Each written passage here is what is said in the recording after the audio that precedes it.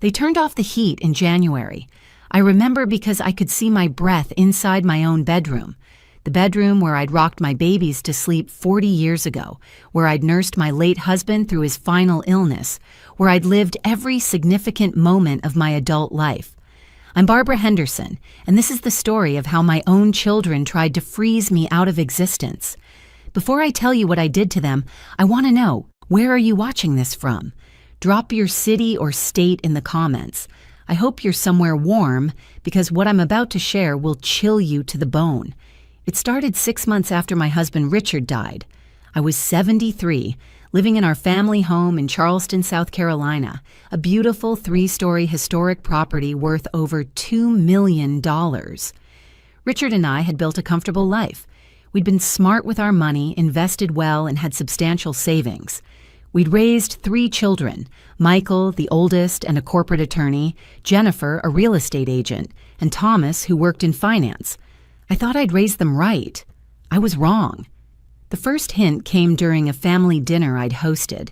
I'd made Richard's favorite pot roast, trying to keep some normalcy in my life. Michael arrived with his wife, Susan.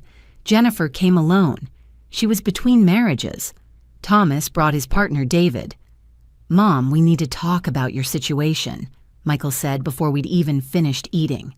"What situation?" I asked, confused. "This house is too much for you," Jennifer chimed in. "The property taxes alone are crushing. You're rattling around in here all by yourself." "I'm fine," I said firmly. "I've managed just fine since your father passed." "Have you, though?" Thomas asked, exchanging glances with his siblings. "We've noticed you're forgetting things. Last week you called me twice about the same question." That was a lie. I'd called once about his birthday plans, and he was twisting it into something sinister. "We've been researching assisted living communities," Susan added, sliding a glossy brochure across the table. "This one in North Charleston is lovely. They have activities, meals provided, medical staff on site." "I don't need assisted living," I interrupted, my voice rising. "I'm not incompetent." Michael's expression hardened. "We're not saying you are, Mom. We're saying this house is a burden you don't need. If you sell it and move somewhere more manageable, you'll have less stress." "This is my home," I said quietly. "Your father and I chose every piece of furniture, planted every flower in that garden. I'm not leaving." The dinner ended tensely. They left without helping me clean up, something that had never happened before.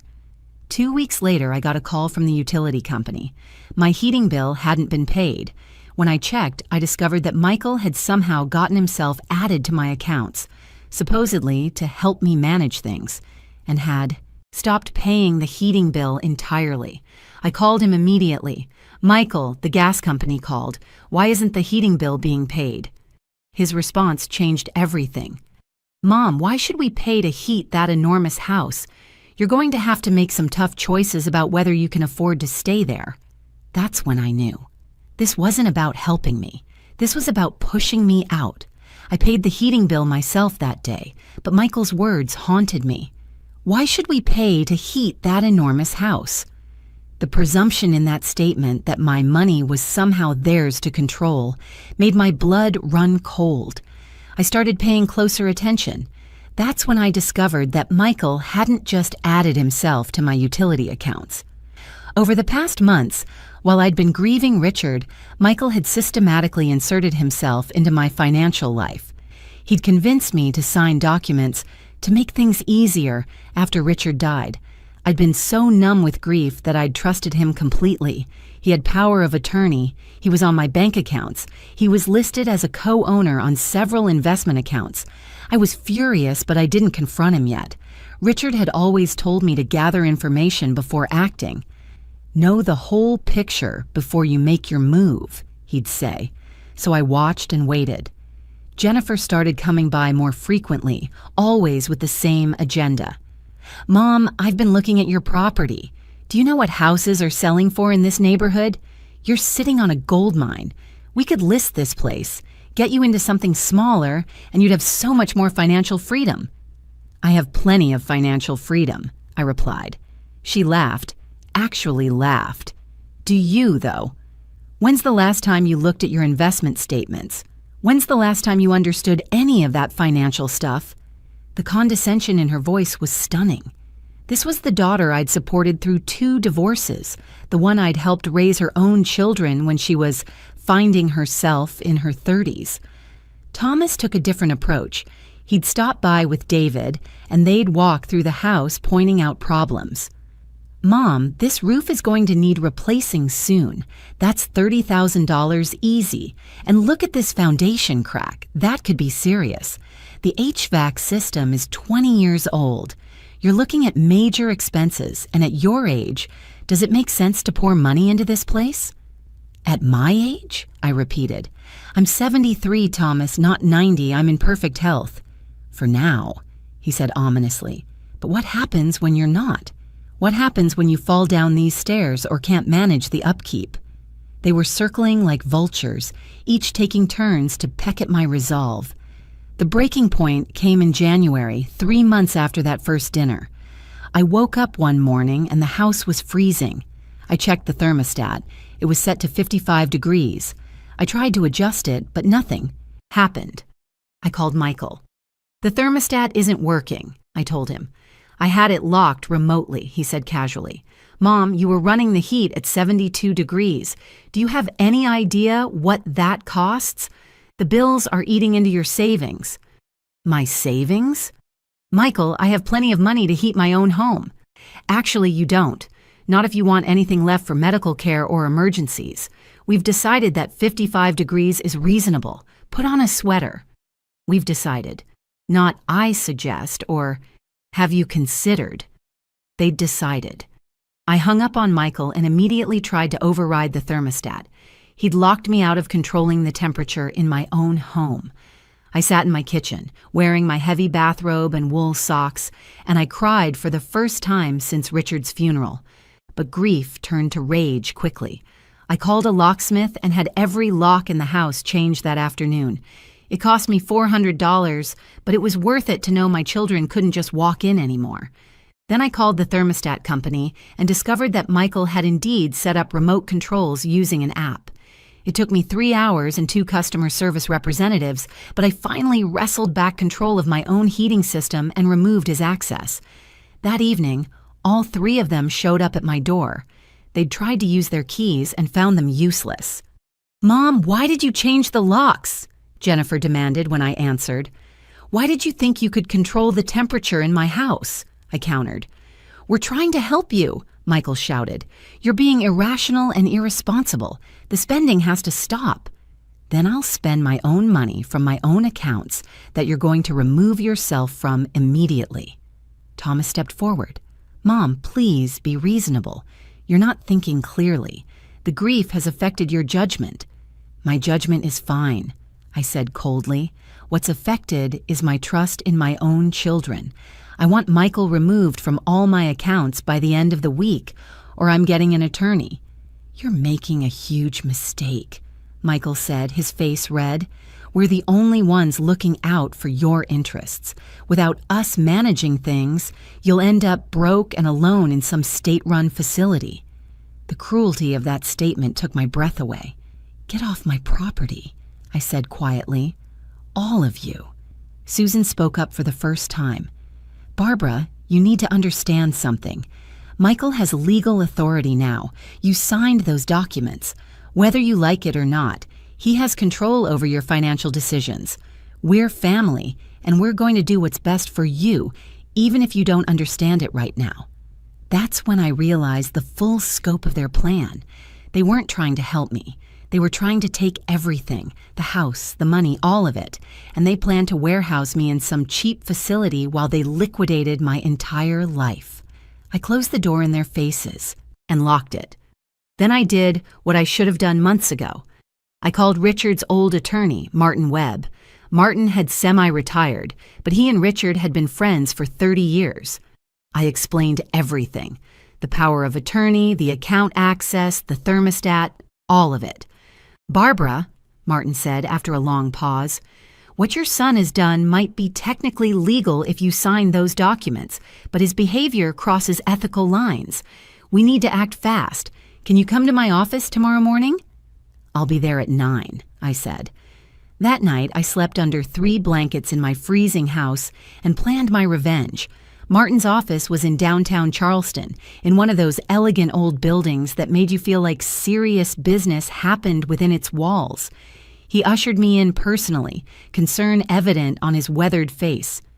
"Show me everything," he said. I'd brought copies of all the documents I'd signed, the power of attorney, the account authorizations, everything. Martin reviewed each one carefully, making notes on a legal pad. "The good news," he finally said, "is that you're completely competent, which means you can revoke all of this. The power of attorney, the account access, you gave it, you can take it away. The bad news is that Michael, Jennifer, and Thomas have already shown their hand. They're going to fight this." "Let them fight," I said. "I want them out of my financial life completely." "There's something else we need to discuss," Martin said carefully. "Your estate planning. Do you have a will?" "Yes, everything's divided equally among the 3 of them." Martin leaned back in his chair. "Barbara, I'm going to give you some advice as Richard's friend, not just as an attorney. What your children are doing isn't just about controlling your money now. They're positioning themselves for when you die. They think they're entitled to your assets, and they're willing to make your life miserable to ensure they get everything." The truth of his words settled over me like a weight. What should I do? First, we revoke all the authorizations immediately. Second, we set up new accounts that they have no access to. Third, we make sure all your assets are protected with new legal structures. And fourth, he paused, you might want to reconsider who inherits what when you're gone. Over the next 2 weeks, Martin worked like a machine. He had me sign revocations for everything Michael had accessed. We set up a new trust with Martin as the trustee. We opened new bank accounts at a different institution. We transferred all my investments to new accounts. Michael discovered what was happening when his access suddenly stopped working. He called me furious. "What the hell did you do?" he screamed into the phone. "I protected myself from thieves," I replied calmly. "Thieves? We're your children. We were trying to help you, and this is how you repay us. By cutting us out? You cut yourself out when you decided my home was too expensive to heat, when you decided you'd rather see me freeze than spend your inheritance on my comfort. That's not. Mom, you're being manipulated. Who's in your ear? Is it that lawyer? Is he trying to steal from you?" Martin Webb is the only person who hasn't lied to me or tried to control me. Unlike my own children, he actually has my best interests at heart. "You're making the biggest mistake of your life," Michael hissed. "You'll regret this." "The only thing I regret is not seeing who you really were sooner." I hung up and blocked his number. But Michael wasn't done. None of them were. 2 days after I blocked Michael's number, Jennifer showed up at my door with 2 people I didn't recognize, a middle-aged woman in a business suit and a younger man carrying a clipboard. "Mom, this is Dr. Patricia Simmons and her colleague, Mark Chen. They're social workers with Adult Protective Services." My heart lurched. "What is this?" Dr. Simmons stepped forward with a practiced smile. "Ms. Henderson, we received a concerning report about your welfare. May we come in and talk with you?" I looked at Jennifer, whose face showed absolutely no shame. "You called APS on your own mother?" "I'm worried about you," Jennifer said. "We all are. You've been acting erratically, changing locks, blocking family members, making sudden financial changes. These are classic signs of diminished capacity or undue influence." The audacity was breathtaking. They'd tried to control me, and when that failed, they'd reported me as incompetent. "Come in," I said to Dr. Simmons, ignoring Jennifer entirely. But she stays outside. "Mom, outside, Jennifer, or I call the police and have you removed from my property." Dr. Simmons and Mark Chen spent 90 minutes in my home. They asked me questions about my daily routine, my health, my finances, my decision-making. I showed them my medical records, perfect health for a woman my age. I showed them my bank statements, demonstrating that I understood my financial situation completely. I explained, calmly and clearly, what my children had done. "And you changed the locks because," Dr. Simmons asked, because my son was controlling my thermostat remotely and keeping my house at 55 degrees in January, because I discovered he'd inserted himself into my financial accounts without my full understanding, because I no longer felt safe in my own home with them having access. Mark Chen took notes throughout. When they finally left, Dr. Simmons gave me her card. Ms. Henderson, I see no evidence of diminished capacity or exploitation. In fact, it appears you've taken appropriate steps to protect yourself. I'll be closing this case as unfounded. If your children contact APS again with similar complaints, it will be documented as potential harassment. Jennifer was waiting on the porch. "Well?" she demanded as they emerged. "I can't discuss the details, but this case is closed," Dr. Simmons said firmly. After they left, Jennifer turned on me. "You've poisoned them against us. You've made us look like monsters." "You did that yourselves," I said. "You tried to have me declared incompetent because I wouldn't let you steal from me. You're right about one thing, though. You are monsters. Now get off my property." "Fine," Jennifer spat.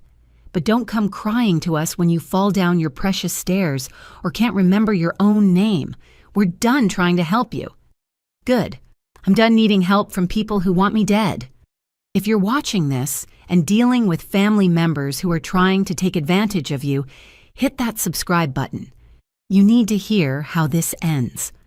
The real war had just begun. After the APS visit failed, my children shifted strategies. They went quiet. Too quiet. For 3 weeks, I heard nothing from any of them. No calls, no visits, no messages. At first, I felt relieved. Then I felt suspicious. Richard used to say that silence from an adversary meant they were planning something big. He was right. I found out what they'd been doing when Thomas showed up at my door with a police officer. "Ma'am, I'm Officer Rodriguez," the policeman said. "Your son has filed a report claiming you've been threatening him and his siblings. He says you've become verbally abusive and unstable." I stared at Thomas in disbelief. "That's a complete lie. Mom, you told Jennifer you hoped she'd suffer like you're suffering. You told Michael you'd make him pay. You told me I'd regret abandoning you." Thomas's voice was so sincere, so concerned, that if I didn't know better, I'd believe him myself. "I never said any of those things. I haven't spoken to any of you in weeks." Officer Rodriguez looked uncomfortable. "Ma'am, your son has text messages that show—" "Impossible. I don't text. I can barely work my phone beyond making calls." Thomas pulled out his phone. "Mom, these are from your number. Look, I hope you suffer. You'll regret this. I'll make you pay." Someone had sent those messages from my phone number. But how? Then I remembered.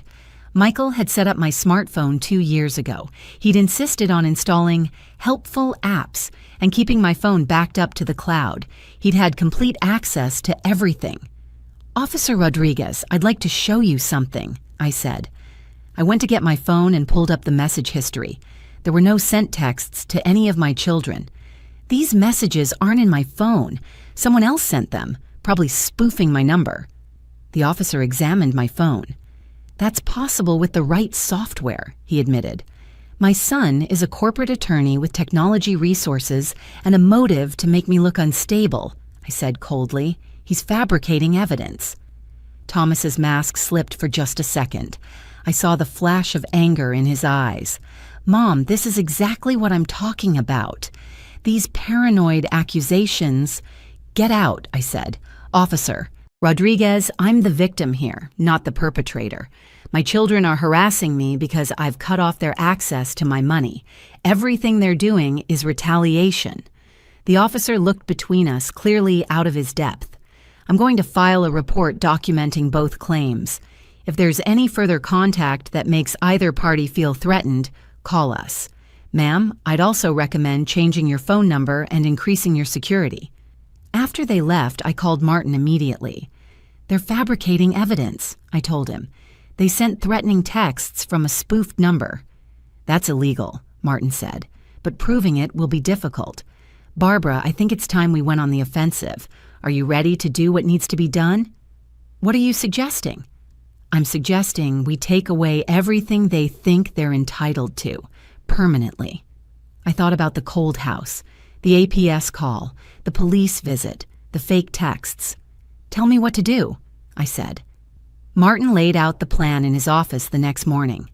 "First, we need to understand that your children believe they'll eventually inherit your estate, the house, the investments, everything. That belief is driving their behavior.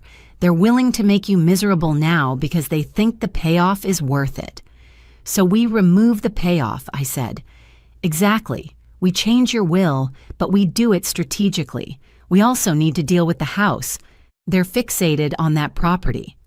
"I'm not leaving my home. I'm not asking you to. I'm suggesting you sell it to yourself." I frowned, confused. Martin explained. "We set up a limited liability company. You sell the house to the LLC for its fair market value, $2 million. The LLC, which you control, now owns the house. You have a lifetime right to live there, written into the LLC's operating agreement. When you die, the LLC dissolves and the property goes wherever you designate. But where does the money come from to buy it? From your investment accounts. You're essentially moving the asset from personal ownership to corporate ownership. It's legitimate, legal, and it protects the house from your children's reach. They can't pressure you to sell what you don't personally own anymore." The elegance of it was beautiful. "What about my other assets?" "We set up a new will. Instead of leaving everything to your children, you leave the bulk of your estate to charity. The Charleston Historical Society, the Women's Shelter, the Children's Hospital, causes that matter to you. Your children get $1 each, which prevents them from contesting the will based on being accidentally excluded." $1 each, I repeated, savoring the words. "There's more we can do," Martin continued. "All those bills that Michael stopped paying when he had access to your accounts, we can document that. And there's a legal principle called undue influence that might apply. If we can show that your children were attempting to exploit you, we might be able to pursue legal action." Over the next month, we executed the plan with military precision. The LLC was established. The house sale went through. I sold it to myself and immediately transferred the $2 million back into the LLC's accounts, which I controlled. The house was now protected. I drafted a new will leaving my estate to various Charleston charities with detailed explanations of why I was disinheriting my children. Martin made sure the will was ironclad. Multiple witnesses, videotaped signing, mental competency certification from my doctor. But I wasn't satisfied yet. They'd tried to destroy me, and I wanted them to feel consequences beyond just losing an inheritance they might never know about until I died. That's when Martin mentioned something interesting.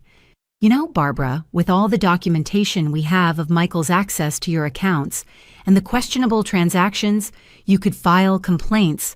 Financial exploitation of the elderly is a crime in South Carolina. Would anything come of it? At minimum, it would create a public record. It might affect his legal license. Jennifer's real estate license could be impacted too if she was complicit. And Thomas works in finance. Regulatory bodies don't like hearing about financial exploitation." I smiled for the first time in months. "Let's do it." Filing the complaints was surprisingly straightforward. With Martin's help, I documented everything. Michael's unauthorized control of my accounts, the unpaid heating bills while he had access, the pattern of financial manipulation, Jennifer's involvement in the APS call, Thomas's fabricated police report. We filed a complaint with the South Carolina Bar Association regarding Michael's conduct. We reported Jennifer to the South Carolina Real Estate Commission. We notified the Financial Industry Regulatory Authority about Thomas. But I wanted them to experience more immediate consequences, not just professional investigations that might take months. That's when I discovered something interesting while reviewing old documents with Martin. When Michael had set up the power of attorney, he'd also had me sign several other papers. One of them was making him a co-signer on a small business credit account Richard and I had established years ago for property maintenance expenses. The account had a $50,000 limit. We never use this much, I told Martin. Richard would occasionally charge major repairs, but the balance was always paid off. Martin examined the statements. Look at the charges from the last 6 months. I looked. Expensive dinners, a luxury vacation, new furniture, electronics, clothing, over $30,000 in charges that had nothing to do with maintaining my property. He's been using it as his personal credit card, I said quietly. And you never authorized these purchases, Martin confirmed. That's credit card fraud. That's not a regulatory complaint. That's a criminal matter. We documented every fraudulent charge. Then we did something simple but devastating. I called the credit card company and reported the fraud. I explained that someone with access to my accounts had made unauthorized charges. I disputed every single purchase Michael had made. The credit card company launched an immediate investigation. They contacted Michael. 2 days later, he called me from a number I didn't recognize. I answered. "Do you have any idea what you've done?" he screamed. "The credit card company is investigating me for fraud. They've frozen the account and filed a report with the police." "You committed fraud," I said calmly. "You used my credit to buy yourself a vacation and furniture and expensive meals. That's theft." "That was for business purposes, for helping manage your affairs." "A luxury cruise to the Caribbean was for managing my affairs?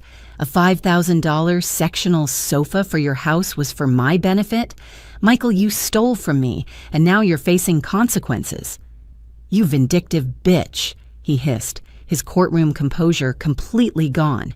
"We tried to help you, and this is how you repay us." "Help me? You turned off my heat in January. You tried to have me declared incompetent. You filed a false police report. You stole $30,000. That's not help. That's elder abuse." "You'll never see us again," he threatened.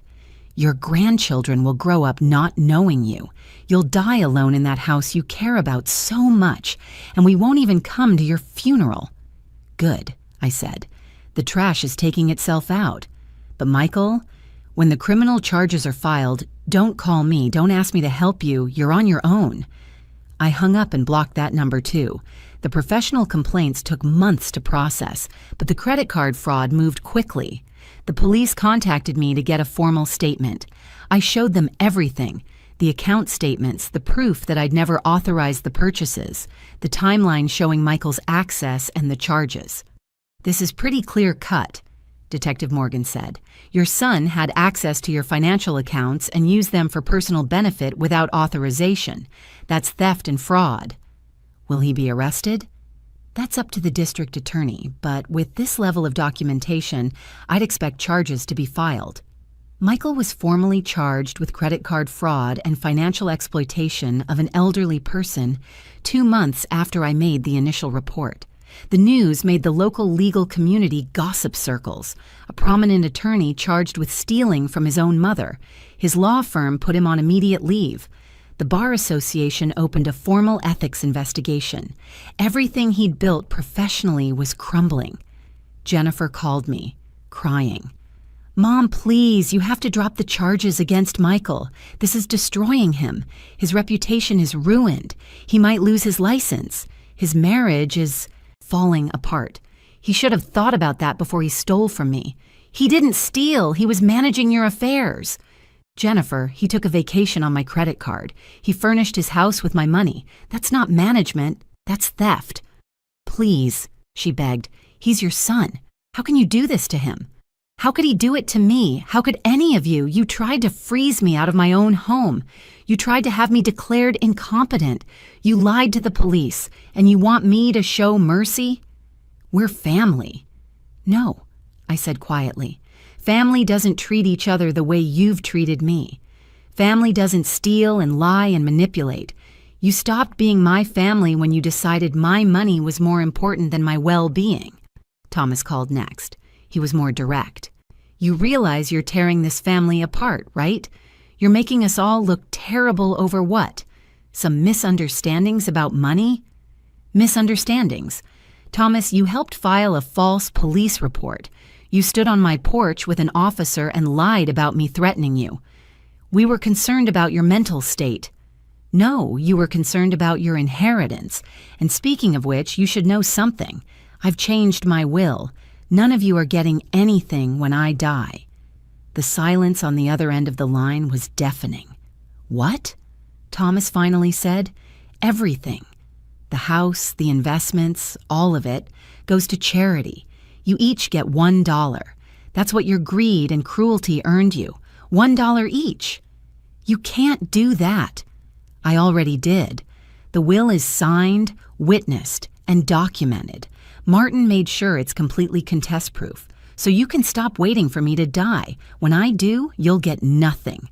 "You're a bitter, hateful old woman," Thomas spat. "I'm a woman who learned that her children were bitter, hateful leeches, and I protected myself accordingly." I hung up and poured myself a glass of the expensive wine Richard and I had been saving. It tasted like victory. Michael's trial was set for 8 months after the charges were filed, but he took a plea deal. He pled guilty to 1 count of financial exploitation and paid full restitution. The $30,000 he'd stolen plus $15,000 in penalties and my legal fees. Part of the plea agreement included formal admission of wrongdoing. His law license was suspended for 2 years. He'd likely never practice in Charleston again. No firm would touch him after stealing from his elderly mother. Jennifer lost several important clients when word spread about her involvement in the APS call and the family situation. Her real estate business dried up. She moved to Atlanta within 6 months, leaving Charleston and its judgment behind. Thomas faced regulatory scrutiny from FINRA. While he wasn't criminally charged, the investigation damaged his reputation in finance. He resigned from his position and took a lesser job with a small firm in Charlotte. Their families fractured in the aftermath. Michael's wife, Susan, divorced him, citing his financial dishonesty. Thomas and David broke up. David told me privately that he'd been horrified by what the family had done to me. Jennifer's relationship with her adult children suffered when they learned how she'd treated me. As for me, I'm still in my house in Charleston. It's warm. I keep the heat at 72 degrees, exactly as I like it. The LLC owns the property, protected from any future claims. My investments are secure in accounts only I control. My will is ironclad, ensuring that the children who tried to steal my dignity and my home will receive exactly what they deserve. Nothing.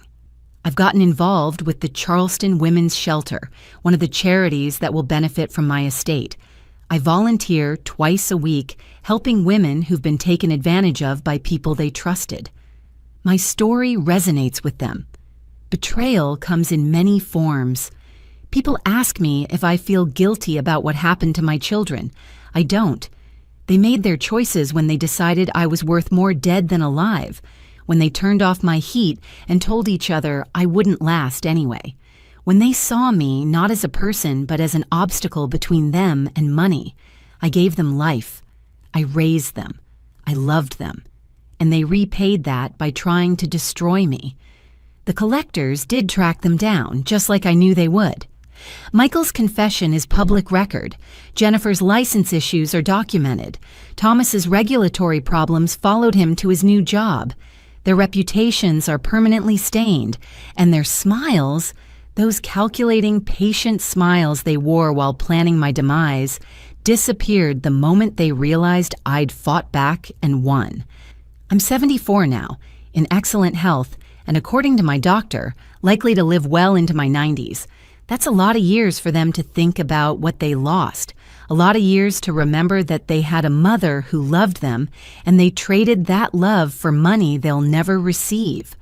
I sleep soundly every night in my warm house, knowing I protected myself and that my legacy will help people who actually deserve it.